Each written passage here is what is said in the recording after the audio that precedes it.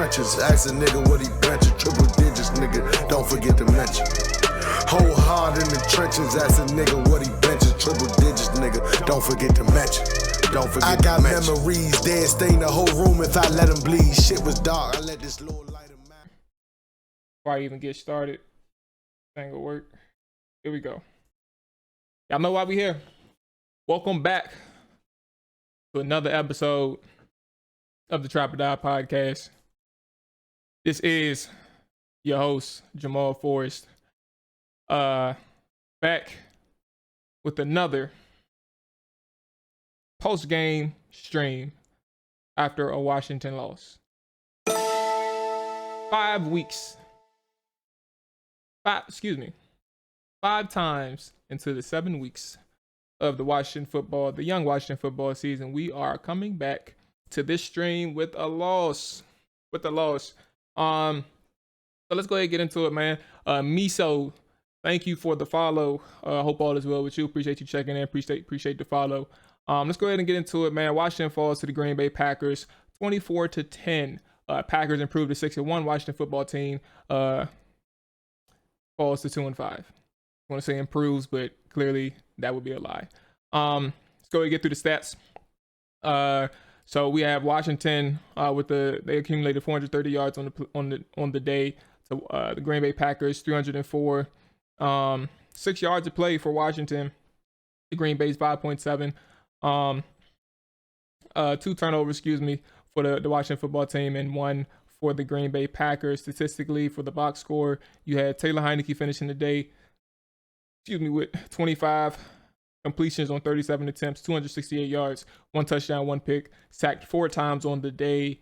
Taylor Heinicke is also the leading rusher on the team today, 10 carries, 95 yards, with Antonio Gibson rushing for 14 carries, 51 yards. DeAndre Carter, 1 carry, 27. JD, 4 carries for 22. Leading receiver for Washington is Terry McLaurin, 7 receptions, 122 yards, 1 touchdown, and a crucial drop in the end zone to kind of help relieve the pressure off of Taylor Heinicke in the midst of what was a terrible red zone day for Taylor Heinicke and the Washington football team, primarily Taylor. Back to, I guess I'll go to the defense too, excuse me. What's going on, y'all? This is Jamal, man, and listen, this is just a reminder, if you do appreciate the content, if you do enjoy the discussions, if you enjoy the videos, all that good stuff, man, hit that subscription button. We truly appreciate it. I truly appreciate it, man. We're just trying to grow out here, and support goes a long way. It's as simple as hitting that subscribe and that like button. Comment if you wish, man. Truly appreciate it. I ain't gonna hold you. Go ahead and get back to the show. See you later. Landon Collins is the leading tackler for the Washington football team's defense, 7 tackles, 1 tackle for loss. Behind him is Cameron Curl and Cole Holcomb. Offensively for the Green Bay Packers, you have Aaron Rodgers, 27-35, a very efficient day, 274 yards, 3 touchdowns, 0 interceptions. 3 touchdowns, 0 interceptions, 3 sacks accumulated for Washington's defense, sacking Rodgers for 27 yards. The Green Bay Packers, 15 carries, 57 yards offensively. The leading rusher was Aaron Jones for 6 carries, 19 yards. The leading receiver, to no surprise, is Devontae Adams, 6 carries, 6 receptions, 76 yards. What's going on, Jarian? 6 receptions, 76 yards, 1 touchdown, on 6 targets. And then we have the leading tacklers for the Green Bay Packers is Devondre Campbell, 13 tackles, 10 solo, 13 total tackles. And here we are with the stats. There are some deeper stats here, ladies and gentlemen. I know that I did say we're going to give a giveaway, and we will. Let's get some activity in the chat. I don't know. I guess TOD. Let's get a couple TODs in the chat. Let's see that. So we get some activity. I do have some giveaways going on throughout the stream. This will compromise or probably be like 2 or 3, depending on how much activity we can get. So Miso, appreciate you chatting as well. He mentioned that it could have, well, Jerry mentioned it could have been worse, and Miso mentioned he knows it's discouraging to lose, but we're really only 2-3 mistakes away from a win in this game. While that's a tough way to kind of rationalize things right now. So I'm not gonna lie to you. The way this game went is pretty wild. First and foremost, I'm tripping. 443-242-4479. I am taking calls throughout the entire stream. Let's go ahead and put that in the chat again. 443-242-4479. You guys can call right away. Get your thoughts off if you all want to get things off your chest for the Washington football team. It was a rough game. So first and foremost, hold on 1 second. Okay. You know what sucks? For those who don't know, it's tough to be the editor, the producer, and the the host of the show. It is pretty wild. It's a tough thing, for me. Hold on. All right now. So, that's that. So Jerry mentioned that Taylor needs to stop coming up short. Always throws high and late throws, happens weekly. And then Miso mentioned he was throwing high all game for sure. So let's get the narrative out the way right now. Is name that storyline. What will be the storyline for the next few days following today's game? For me, my storyline is as follows: the get right team of 2021 continues to find new ways to lose, and now they're entering a quote unquote cold red game against a reeling Broncos team. Washington is about to hit the road against a Broncos team who lost 4 straight games. Whereas the Washington football team are losers of 3 straight heading into the Broncos game, which will be pretty tough given the situation and circumstances behind the Denver Broncos. So that's my storyline. Slump busters, right? So a couple notes. I have quite a few notes. Oh Lord, I have quite a few notes. My overall observations for the game, though, I guess I'll get started with that. It's kind of crazy how the Washington football team's defense has, for the most part, played respectable the last 2 weeks. Washington football team's defense has played respectable for the last 2 weeks. The issues that they have in coverage hasn't gone away. It's been mitigated. There's been a lot of there hasn't really been any deep passes that kind of got over the head of the defense. They're playing everything in front of them. It's all about making tackles and making sure that you are not outside of your own coverage responsibility. The pass rush over the last 2 weeks has been getting improved. Today was a really good game for Jonathan Allen, Montez Sweat, and Chase Young, 2 edge rushers who I said needed to have a big day to help this team out. Montez Sweat finishes with 1 sack, Jonathan Allen 2 sacks, and Chase Young was in the backfield a couple of times and ended up actually drawing a couple of penalties on the offensive tackle. 1 penalty, on the offensive tackle that was checking him on the left defensive side. So again, back to my overall thoughts. I'm not that disappointed by the defense today. Again, we're talking about a team who gave up 300 yards on the day, 5.7 yards per play. Now, Aaron Rodgers, who was efficient for most of the day, it wouldn't have mattered given the case that Washington was in the red zone or inside the Green Bay's 30-yard line 7 different occasions. And for those who are not aware, they entered Green Bay's territory pretty much throughout the entire game. 7 trips where they got inside the 30, and I think 4 trips inside the 20. All 4 trips went inside the 5, and none of those trips resulted in touchdowns. Excuse me. 3 of those trips went inside the 5. 1 was a sack that negated that. And they came away with 0 points on all 4 things. One of the issues, ladies and gentlemen, and those who are tuning in, get ready for a couple of giveaways today, man. I'm going to go ahead and put the number in the chat for everybody to get things off their chest. Again, 443-242-4479. My overall thoughts again for this team and this defense was that they played well. 2 weeks in a row, they played good enough. And the offense just found ways to kind of just set the team back. And I guess that's where we get into Taylor Heinicke, right? So I'm gonna go through the comments again through the chat. Jerry Gibson mentioned I said your whole name, Jesus Christ. Jerry mentioned, we already mentioned the Taylor Heineke throws. Yes, he's throwing high and late. But then Miso mentioned some specifics about why we shouldn't get discouraged, or about getting discouraged, excuse me. And he said that Heineke scores on the run, McLaurin catches a touchdown. Suddenly, this game feels at least like a moral victory at minimum. Miso, so I understand where you're coming from. And I think that's kind of what makes football, right? If you think about it, football is football because this is a story of missed opportunities or missed chances by one team. 9 times out of 10, it's going to be yourself who beats you versus the opponent who beats you. And when we're talking about those missed opportunities, right? Getting discouraged is one thing, but when they happen on a weekly basis, that's kind of where you understand the type of team that you are. That's your identity. You find ways to step on your own foot or shoot your own foot, whatever the term is, and get in your own way. And that's kind of what kind of negates when you say about discouraged or missed opportunities, 2 or 3 chances. There's a ton of things that accumulates. The 2 turnovers, both turnovers were bad. Turnovers and bad in general, but when you have that fumble coming out of the half, that was a play obviously where it was a blindside sack. And Taylor Heineke really didn't see the guy coming, but protecting the ball in a situation like that is obviously always important.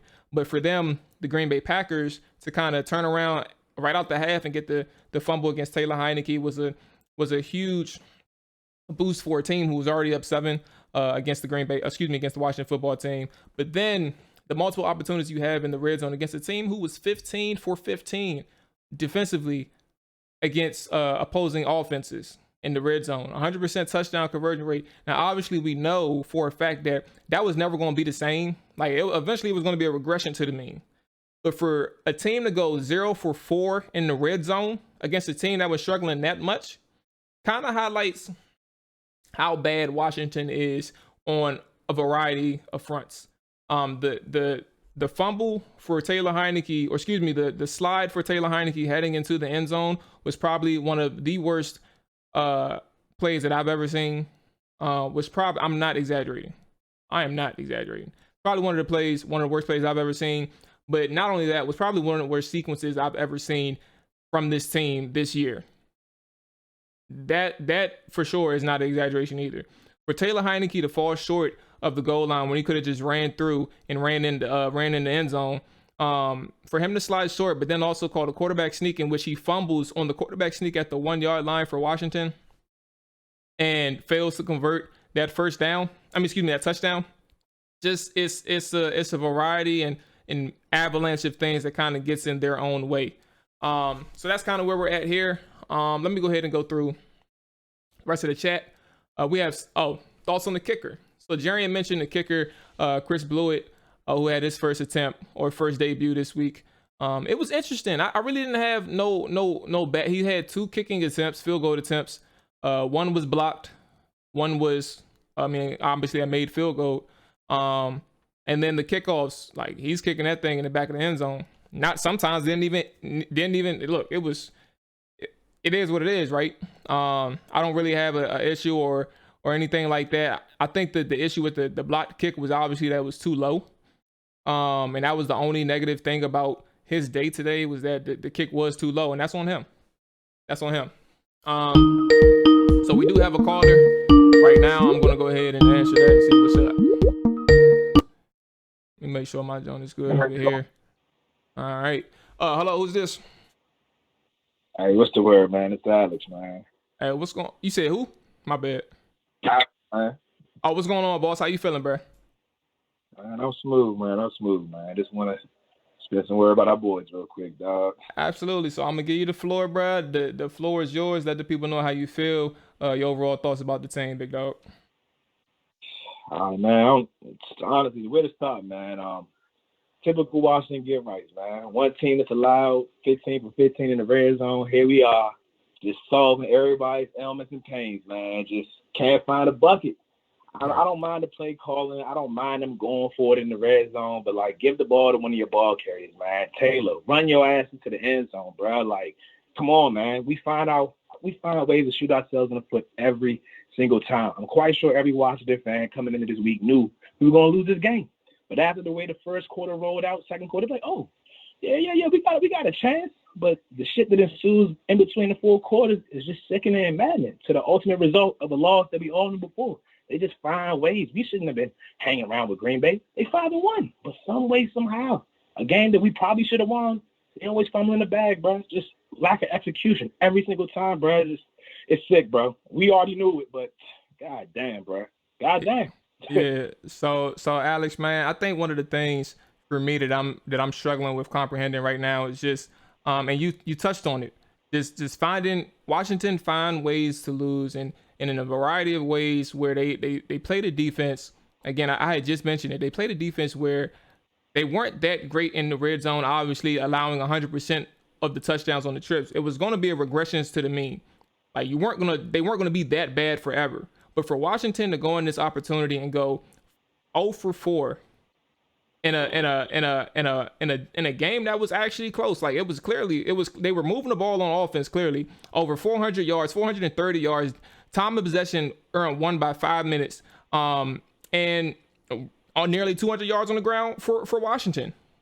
I just, for the life of me, I think a lot of that had to do with Taylor Heinicke in general. And I'm a transition to your opinion on Taylor Heinicke, but also just what do you think about like these opportunities that just somehow just continues to fall up short for him, but also that offense in general? Honestly, in Taylor Heinicke, we kind of knew we had anybody that was looking for a starter out number 4. That ship should have sailed probably 2 or 3 weeks ago. Like, if anything, we got to career back up. Like I told my boys, we probably got our Nick Foles, we got our Chase Daniels. He's a good spot starter. If some shit happens during the season where we just need somebody to fill in, he's good for that.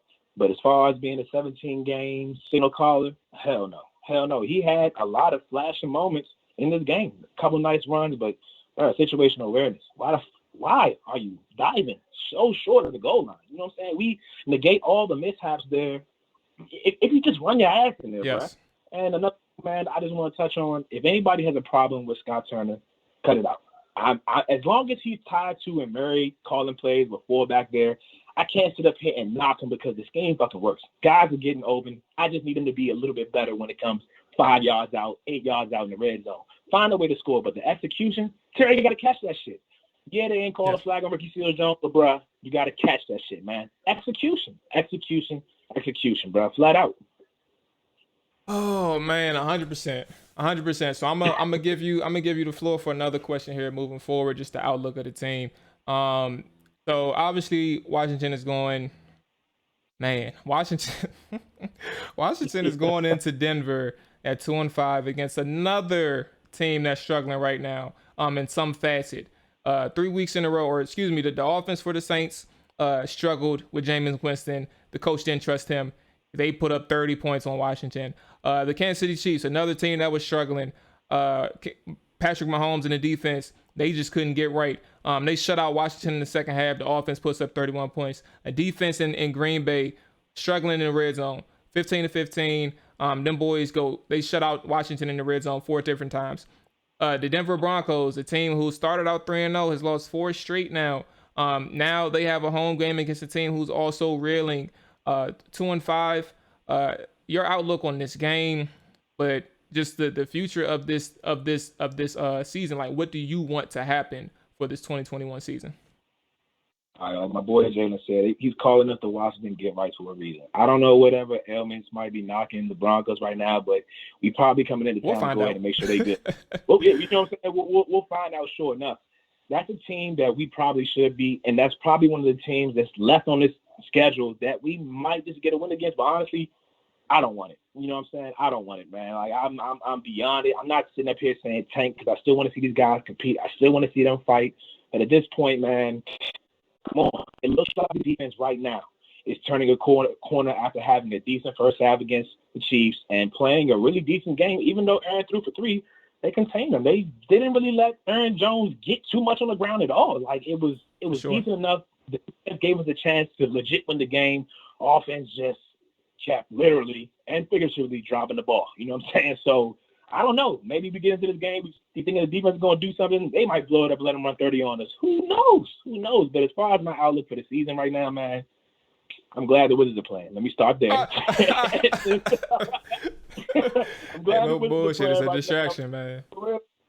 Washington, man, like, it's just like, all right, let's just see what they're going to do. Like, I'm to be honest, anybody that's saying that they don't want Fitz to come back and play, I kind of do want to see Fitz come back and play, because early in the season, Ron Rivera mentioned that Fitz is a guy he doesn't mind having for this season and possibly the next. We know we have a career backup in Taylor Heineke. That's fine and cool. But also, I want to see what our players are going to look like beyond Brown. Let's see what Dax Mel could do with a real live gunslinger that's going to push the pop, just push the ball a little bit, get some real chances downfield. Someone like Terry who could really benefit from that. You know, just give coaches the chance to really evaluate our playmakers. You know, but I don't know. Outside of evaluating the teams for next season, that's it, boss. That's all I got. You know what's crazy, bro? I ain't gonna lie to you. I said this before the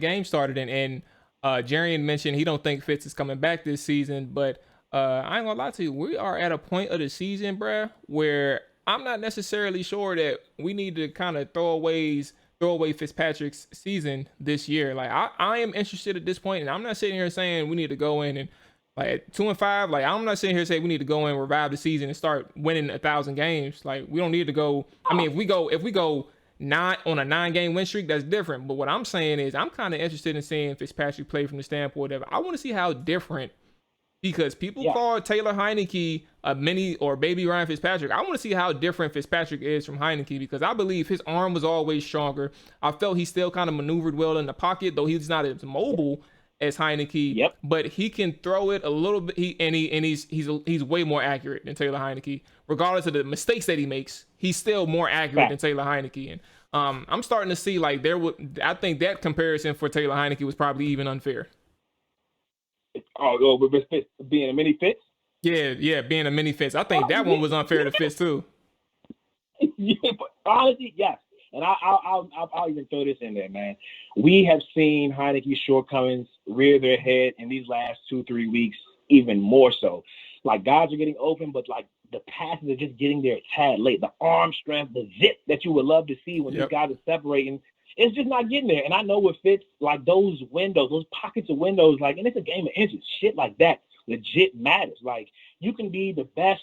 Oh, let me get my quick read. I know where I'm going, but if you ain't got the ball or the arm strength to deliver it, you're not helping yourself. That was the whole case against New Orleans. They said Marshawn Lattimore strapped Terry. In what world? The ball just was not getting there in time. It wasn't.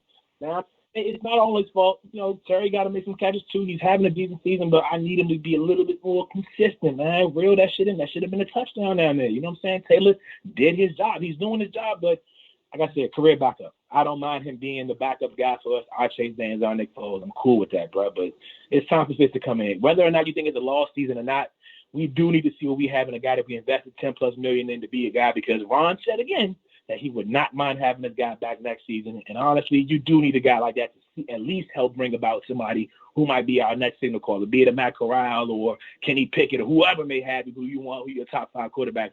We just need somebody to come in here to help the next guy, and I'm cool with it, man. Fuck it. Fuck it. Look, we'll see. I ain't gonna lie to you. I ain't the biggest fan on the bringing them back type part, but I am for my selfish reasons, I'm interested in him coming back. Like, if this season is lost by week 10, maybe we can revisit the conversation. Like, we can allow ourselves to revisit the conversation, Alex. But right now, I'm definitely interested in at least seeing Fitzpatrick for whatever reason I have, and then obviously I know you want to see him for the reasons that you have. But yeah, that's kind of where I'm at, man. I guess we got to revisit this in a few weeks. if we 2-10, then goddamn, there's no point. Oh, it may be no point. I don't know, man. I don't know, but hey, hopefully if the defense shows up again next week, at least we can say that those guys are waking up. I like the pressure I saw that Jack was putting out there earlier. And historically, Washington has played Green Bay pretty damn decent. The D-line did what they did a few years ago when we played them, back when we had Ha-Ha, Queen, and Dix. And they did their thing. They tried. They really tried. So, you know, man, we'll see. We'll see, man. I just want to see. Hopefully they just don't blow it all up. I expected 20+ points today. We found a way to blow that shit up the river. So, I don't know, man. Not calling it all season. We'll see, man. I get it. Hey, man, I appreciate you calling in, big dog. I appreciate you showing some love, man. Enjoy the rest of your Sunday. Enjoy these games, bruh. Still probably a few good games on, and you take care, big dog. Appreciate you calling in. You too, man. I appreciate it. Already. All right.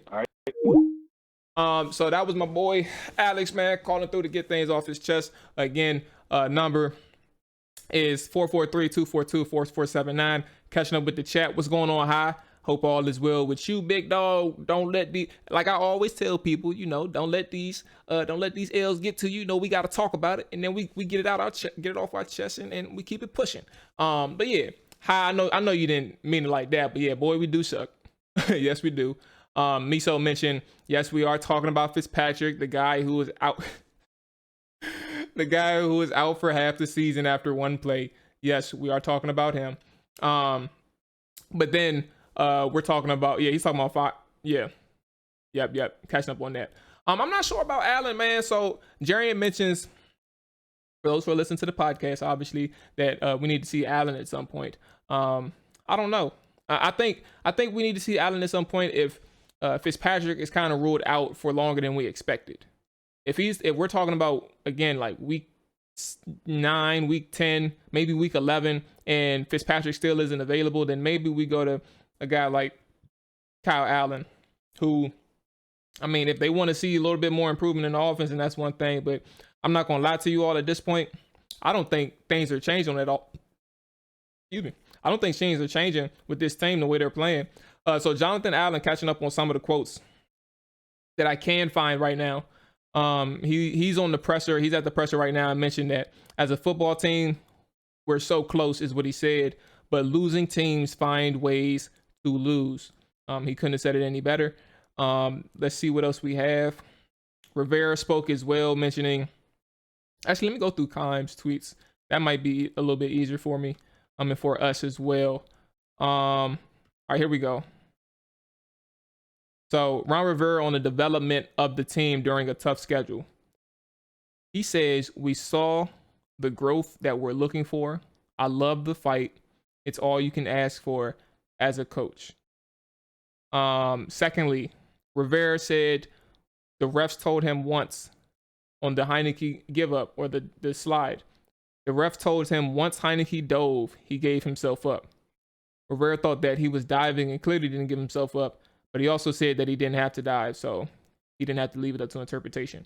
Ladies and gentlemen, what kind of compounded mistakes after mistakes is one of the issues that they faced in the second with that slide.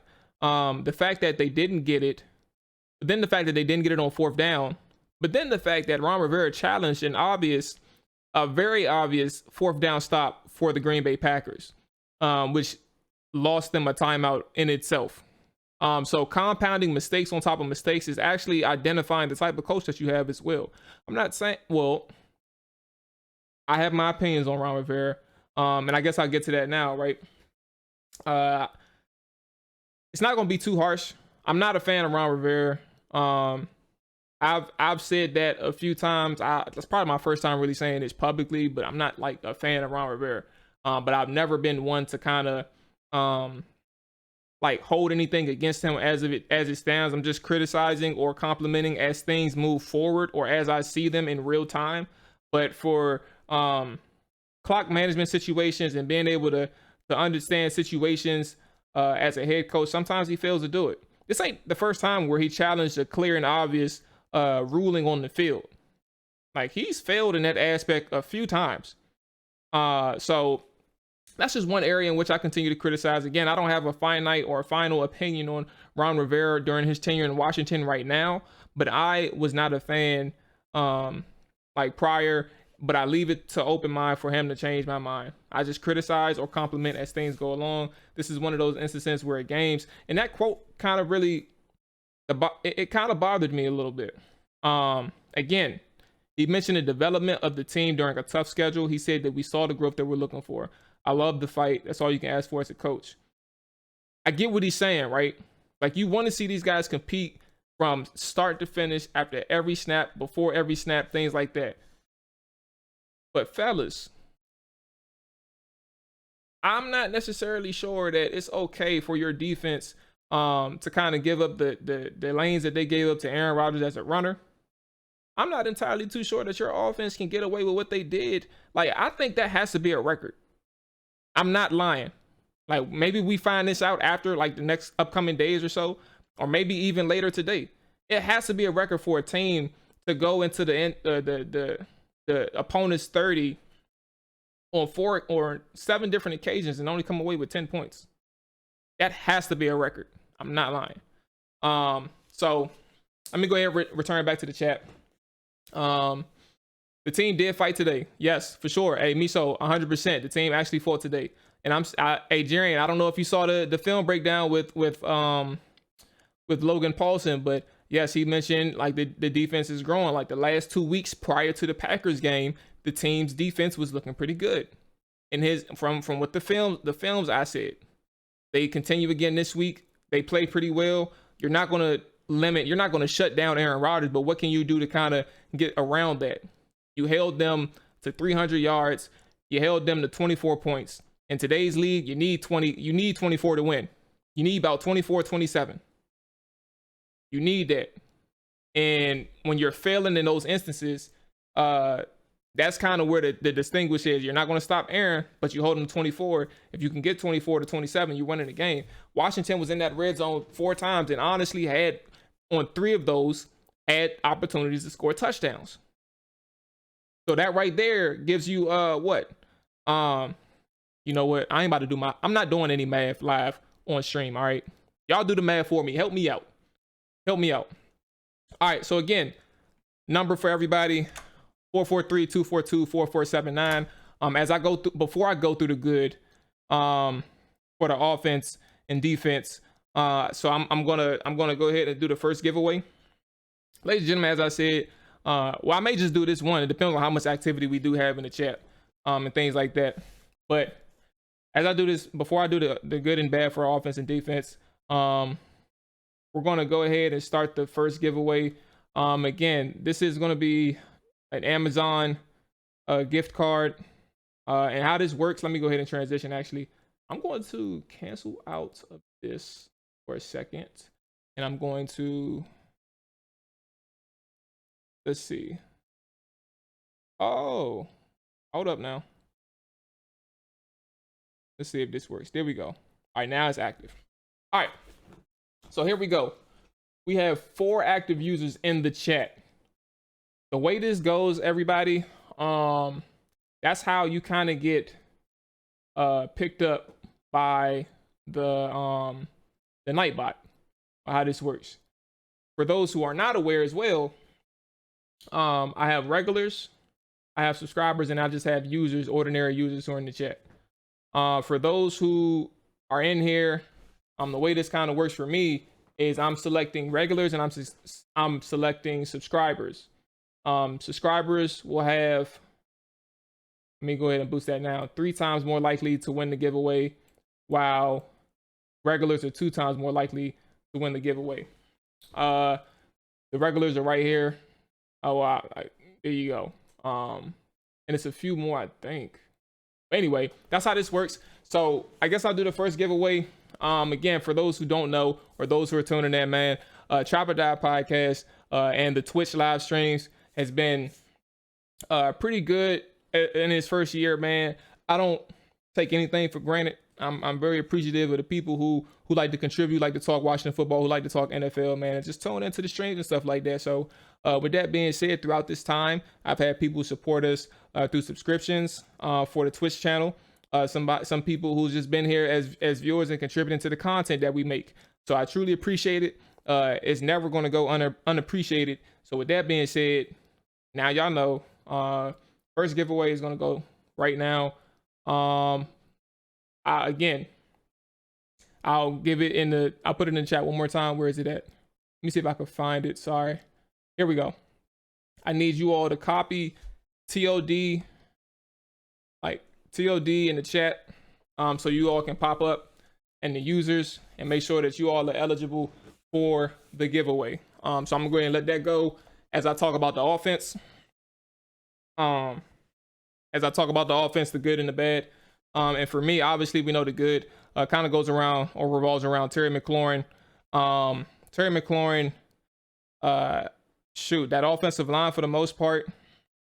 And then obviously I think Scott Turner had a really good game, and he was a key. He was a key in my pregame show that I felt like in order for Washington to be successful, he had to understand situations a little bit more clear and be a little bit more aggressive in instances. And he used his playmakers really well, man. And I can't take that away from him. 1 second. Let me go to. There we go. All right, so I can't take that away from him. But the bad is kind of what ended up getting in the way of a really good day for Scott Turner. Taylor Heineke, who played very calm and collected for 2.5 quarters, man. Even after the fumble, he played calm and collected. He got in his own way when it really mattered. In the red zone, we know about the slide. We know about the fumble on the quarterback sneak. We know about the bad interception that we didn't really talk about, but kind of illuminates or highlights his arm strength or lack thereof on another red zone trip that kind of like things fall to the way. We've talked enough about Taylor Heineke at this point. But then Antonio Gibson fumbles twice. Fumbled once, but it's 3 times on the season and twice in 2 games. That's what I meant to say. Twice in 2 games. A guy who was already being questioned for his ball security did himself no favors in a game where he was actually playing all right. He kept tripping, right? He kept tripping in spaces that he could have broke a few runs. But for a guy who fumbled, man, again in 2 straight games, it's not a good look.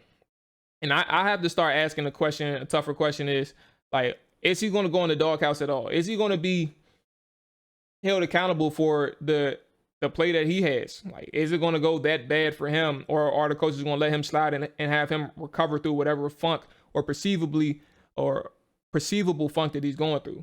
Who knows? But I think Antonio Gibson, as much as I'm a fan of him, and I think that fumbles, I'm not saying fumbles are okay. I'm saying fumbles are correctable, but it may take some time for a guy who's only in his 2nd year as a running back. He's not doing himself any favors with the fumbles that he currently has. All right, so here we go. I'm going to go ahead and put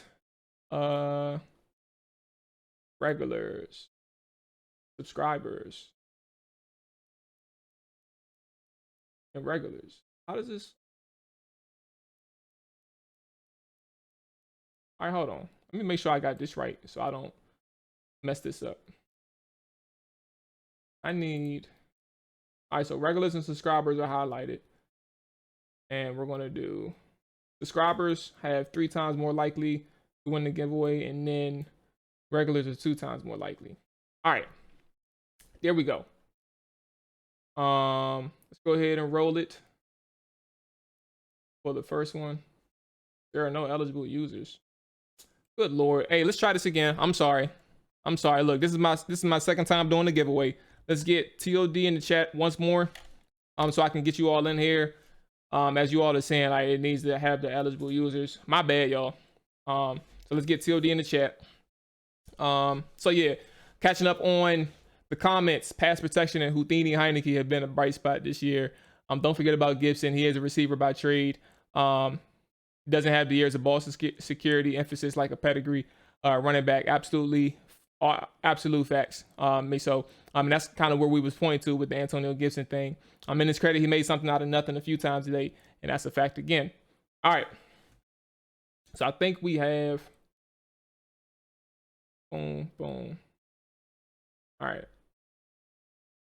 Oh Lord. You know what?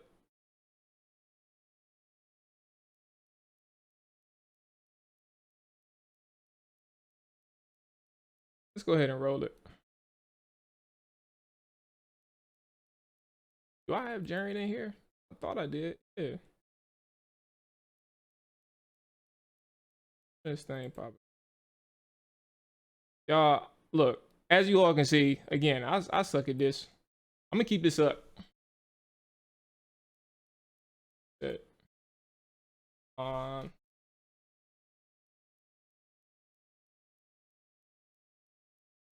This thing sucks. This thing sucks. All right.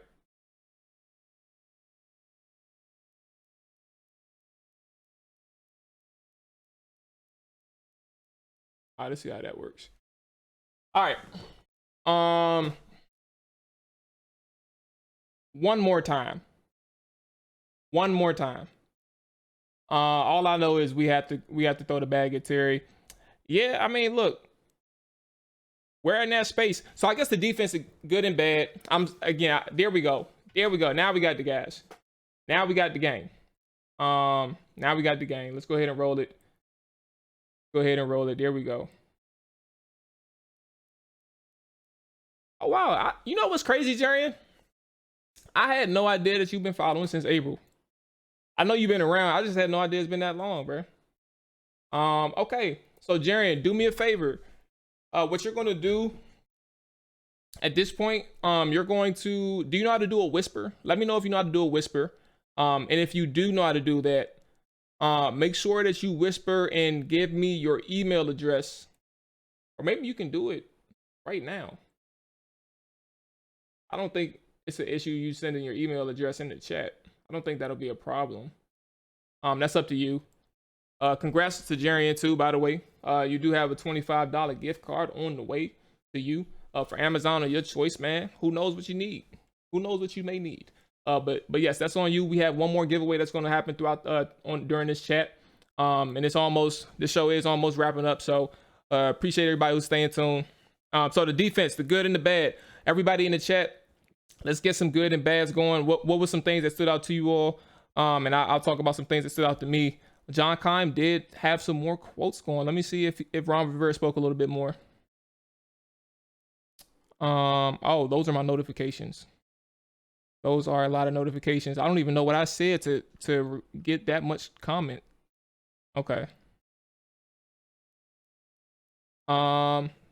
Okay, so Jarian, don't forget, send me your email. If you want to do it in the chat, that's fine. Or do a whisper, and I can do the giveaway to you. That all right, cool. Got you. All right, so there we go. The bad for the defense. Truth be told, I think there wasn't a player that was really bad. I think there was instances, right? The 2-minute warning drive for the Green Bay Packers, the Allen Lazard drive where Aaron Rodgers and Lazard went off. That was just they completely dominated, right? That was a mistake. That was one instance in which the defense played bad today. That was one thing. The second thing was the first drive for the Green Bay Packers. I can't remember what the first drive kind of accumulated in terms of plays, but it also took up like probably close to 6-7 minutes off the clock. And on a 4th down attempt in which they run that empty set again, for those, I'm getting kind of good at this film thing. You know what I'm saying? I'm talking shit. I'm not that good, but I noticed that the Green Bay Packers ran 5 wide sets, like in moments in which they really had to use it. And I said that against the Chicago Bears. The issue that kind of gets in the way of the Green Bay Packers when they use the empty set is that pressure can get to them pretty quickly.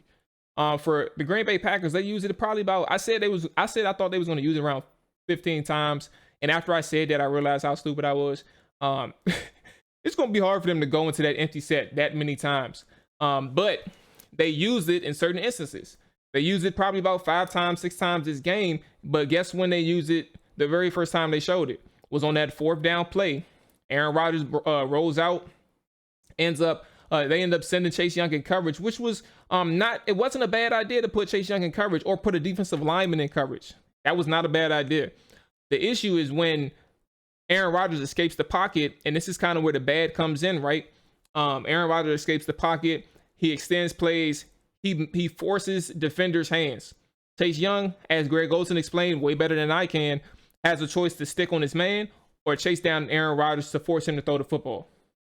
He decides to chase down Aaron Rodgers. He's between the rock and a hard place, and Washington gives up a 20-yard touchdown pass to Devontae Adams, I believe. Like, that's kind of where the bad is lapses, is certain moments. Those are 14 points that kind of could have been prevented. It could have been prevented. So that's kind of where we are for the bad. The good thing, Danny Johnson, highlight mentioned. Yes, Danny Johnson, he forced a fumble today. And then Miso mentioned, in your opinion, or in his opinion, you should never put your best pass rusher in coverage. So let's talk about that. Did they put their best pass rusher in coverage? Did they really do that? I'm just saying, you know what I'm saying? Montez Sweat is getting to the quarterback. Jonathan Allen is getting to the quarterback. They're getting home. Now, no, I'm not discrediting Chase Young. We did say, right? Miso, we said that Chase Young had a good game. That front four had a good game today, right? But in terms of your best coverage or your best pass rusher, did they really put their best pass rusher in coverage? I'm just saying. So that's kind of where we are with that. Let me go back to, where are we? Okay. Making sure that we're good. Okay, so all right, let's hear it, Miso. Hey, this is what the conversations are for. Absolutely. So let's hear it. Let's see what you meant. Okay. He also mentioned, Miso, that they targeted the hell out of number 36 on that scoring drive before the half. Yes.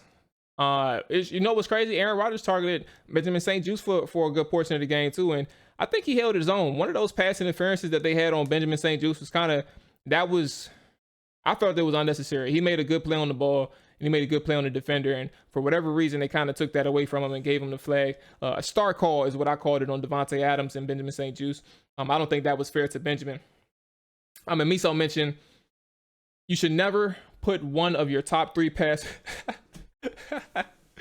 Hey, okay, all right. You should never put one of your top three pass rushers in coverage. Okay, all right. So we're going to get up out of here with one more giveaway.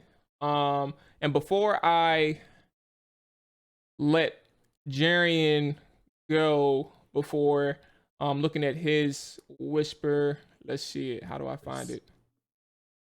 All right, here we are. Ain't getting no. Better get up out of here. All right, here we go. I got your email. All right, let me go ahead and take this screen off. 1 second, Collins. There we go. I'm going to put your email in right now for you. Here we go. Oh, and while I'm doing this, everybody, let's go ahead and close this out with the MVPs and LVPs. Who is your most valuable player for Washington, or even the Packers? Because we don't have to stick strictly to Washington, but who was also your least valuable player for this football game? It could be either side of the football. So with that being said, I'm gonna go ahead and give my man Jarian his money, and then let me get one more TOD in the chat as we do one more giveaway. TOD in the chat, and let's go ahead and get one more giveaway. All right, so let me go ahead and get Jarian's information in and send him his stuff. Oops.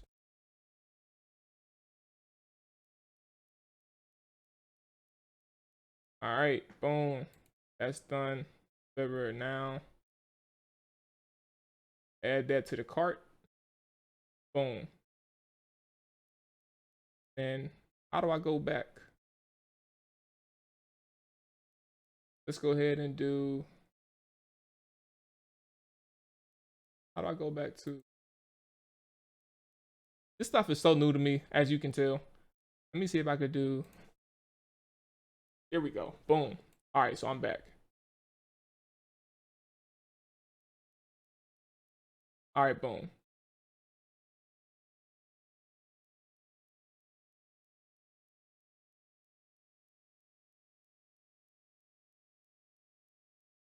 All right, so we got one more.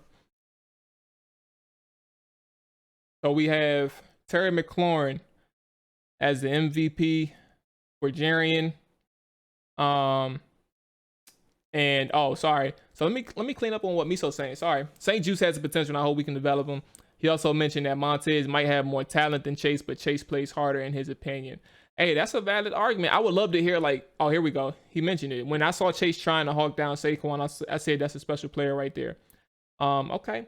So if you want to elaborate though, Miso, on how you think that Montez and Chase are different in terms of how Chase plays a little bit harder than Montez. Talk to me on that one. Let the people know. So let's go ahead and do this one more giveaway. I added Jarians to the cart. Let's go ahead and do this other giveaway right quick. And here we go. All right. So we'll do one more giveaway. Where is it at? We're going to roll it one more time. Roll it one more time. Boom. All right. I felt like this was a little simple, you know what I'm saying? How life is as a subscriber. So there you go, my man. High Life, congratulations to you. I hope you spend it on something good. Don't spend it on no Washington gear. You know what I'm saying? Wait till that name come out and see if you got something to root for next year. See if you got something to root for next year, man. Congratulations to you. Do me a favor. If you want to send your email in the chat, that's one thing. If you want to send a whisper, you can also do that as well. If you do send a whisper though, just let me know, like Jerry did, so I can go check it and do that. So here we go. My MVP for the game is obviously going to be Aaron Rodgers. One of the things that you kind of noticed when you saw Aaron Rodgers play today is not that he had an outstanding game, right? It's the fact that he made some subtle movements in small plays that kind of made the distinctive difference or kind of showed you how great of a quarterback he actually is. Buying times when it mattered, making the right throws, attacking the right defenders. The play that he had in the end zone, in the red zone, where he ran the flag route. I call it flag now, but because of flag football, but it's probably I'll just say an inverted post or a corner. When he threw it to his guy Tunyon against Jamin Davis, that is an elite throw. Understanding where Jamin Davis is, if it's man to man, and understanding how deep inside Jamin Davis was playing the tight end, it's easy money to throw it to the end zone like that. But just understanding your targets, understanding your matchups and your mismatches, he executed in the most important areas and most important moments of the game. MVP, Aaron Rodgers. LVP, Taylor. Did that need to be stated? Like, we know how bad Taylor was today for at least the second half. 2 turnovers, 3 different opportunities to score in the red zone. He came away with 0 points. He and the offense came away with 0 points. And it's just hard to kind of get away from the fact that he did not play that well and did not play good at all. So for me, LVP is going to be Taylor Heineke. All right, let's see. Jarian, where are you at? Excuse me. Hi, let me see. Did you send? He said, I'm going to get the Go to 17 jersey. I respect that. Let me see if you sent the whisper. Okay, you didn't. All right, so don't forget. Hi, if send me a whisper or your email via the Twitch chat. Okay, so I can go ahead and get that out of there for you. Because I have Jarian's in the cart now, and I'm gonna send you yours too. Once I get that information, I'm gonna send it out at the same time. You and Jarian's. All right. So with that being said, listen, ladies and gentlemen, I appreciate y'all tuning in. I appreciate y'all always tuning in, man, and hopefully y'all just understand that we are still building, man. We're just building, but the love and support is definitely recognized. All right, I got your information. I got it. So the love and support is recognized, man. Y'all keep coming through, get things off your chest, talk about the Washington football team, man. I'm gonna be here. All right. With that being said, the next steps, I'll be here tomorrow, going over the aftermath show, everything, all the fallouts from the game, the coaches' quotes, coaches speak, anything that we missed today. Now that we'll have some time, 24 hours to kind of digest what happened and relook some things, look over some things, break down some things in addition to what we saw today. So with that being said, that's tomorrow. Tuesday is another episode of the Trap or Die podcast, the Washington football side. I'm going to try and look for a guest to kind of chop things up with them and get their perspective on things. Or maybe even a film review again. I know some people enjoyed that, so I may end up doing a film review. We'll see. If we do, y'all let me know who we want to talk about for the film session. And then Wednesday, all 32. And then Thursday is a Broncos preview. So here we go. Hi, I got your information. I'll be sending that out soon with Jarians. So yeah, y'all be safe. Enjoy y'all Sunday. Don't let this team get y'all down. You know, we got to talk about it, but we move on, like I said. So yeah, with that being said, I'm out. Enjoy y'all Sunday, and then I will catch you all tomorrow. Peace. Whole hard in the trenches. Ask a nigga what he benching. Triple digits, nigga. Don't forget to mention. Whole hard in the trenches.